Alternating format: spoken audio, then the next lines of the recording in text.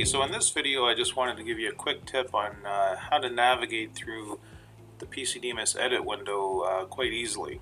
I thought of this idea when I was recently doing a tech support issue that involved a pretty complicated program, and just to help myself out and the customer as I was explaining it, I just added a few navigation tools, a few custom toolbars, just to help me get through the program, to bounce around, and just to speed up the process. So here's just a snippet of the actual support ticket. The customer is just questioning the parallelism dimension, the values there, and he just basically wants an explanation on how that's been calculated, because it was not his program, so he's been tasked with running the program and the results are being questioned, so I'm just trying to help him out there. So let me just open up the program real quick here. So let's toggle to that.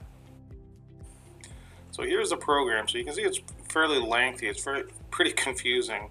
So if I scroll through the edit window, you can see there's tons of features. If you look at the alignments, there's a numerous alignments. So it's pretty daunting at first. So what I usually do is set up what's called bookmarks. Bookmarks, and then there's also some tools for find, replace, jumping around the program. So I'll show you what I do. So first thing I'll do is make a custom toolbar. If you right click the toolbar area and go to customize, toolbar tab, this allows you to make custom toolbars. I've been through this before on other tutorials, so I won't spend a lot of time here. I've actually already made my own custom toolbar called Bookmarks, and you can see what I've added to it. So I had to browse through the menu over here, find where those are, like the find, replace, for example. So what I'll do is I'll just open that toolbar, right click, and there it is there. So I'll open that and this just show you how they work. So in the support ticket, he was asking about a certain dimension. So I first need to find that dimension. There's so many. So what we can do is use the find tool, it's the binoculars here, as a first step, and then just enter his dimension. So it was dimension number 21, so I can just hit the number sign 21 and find next. So immediately I'm right there, so it's sifted through the whole program and found that dimension. So now that that's found, I'll likely need to refer back to it at some point. So what I want to do is make a bookmark. Just hit the bookmark button. And you can see the blue shaped square there. So that allows me to go back to it easily. So another nice tool in the navigation tools here is what's called the jump to. And you can see my icon there on my custom toolbar.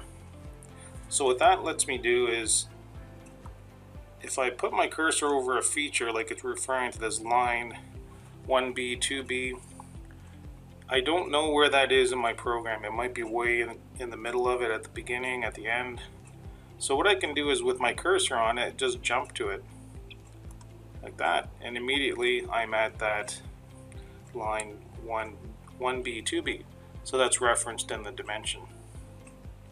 While I'm there, I can just hit the bookmark button, create a bookmark, and the other thing I can do is just jump back to where I originally was.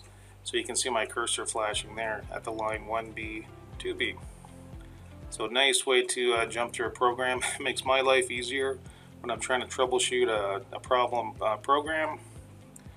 Other navigation tools, you can see I've got like a million dimensions here, a million features. PC-DMIS also allows you to go from the graphics window. If I just right click the label and go straight to where that is in the program, move cursor to. So that's nice. And again, I could bookmark that if I needed to, or I can just do what I need to do in that part of the program. If I want to go back to my other bookmarks I have set, I just press this button here, next bookmark, and I'm right back there. So it's a quick way to navigate through what can be a complicated program. At the end of the troubleshooting, you can clear the bookmarks just right there. So clear them all if you like. Jump to a certain feature, a certain alignment. So here's an example of an alignment. So if I want to find this alignment that it's referencing, I can just put my cursor there and jump to. Okay, so that's just a quick tip. This is not covered in training, in the basic training, or even some of the advanced training, but more experienced users know about these tools, but I just like to share them with you because I always find when I use these and when I demonstrate, the customer is not aware that he could even do this. So anyway, I hope you found that useful. Thanks for joining me, and we'll see you next time.